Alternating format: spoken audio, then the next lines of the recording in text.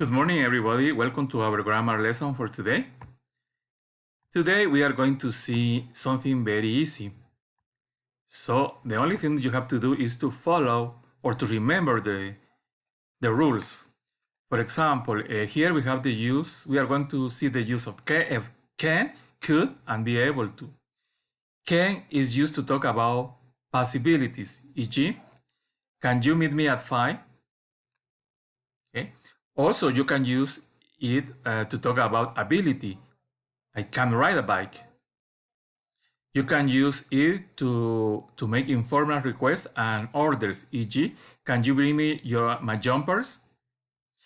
Can has two negative forms, can't and cannot. Okay? Now we are going to see the use of could.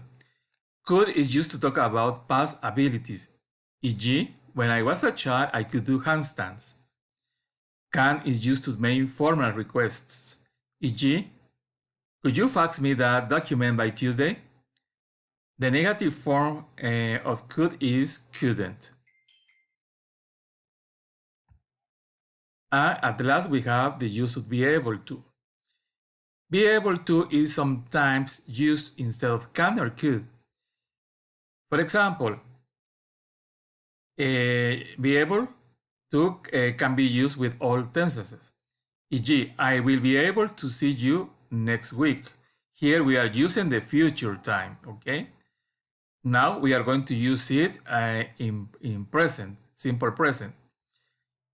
Be able to is used to talk about ability. Are you able to write formal letters? And for example, in a past situation, you can say or you can use I was able. I was able to play soccer, for example. Okay, I hope that this lesson be helpful for you, and I see you later. Goodbye.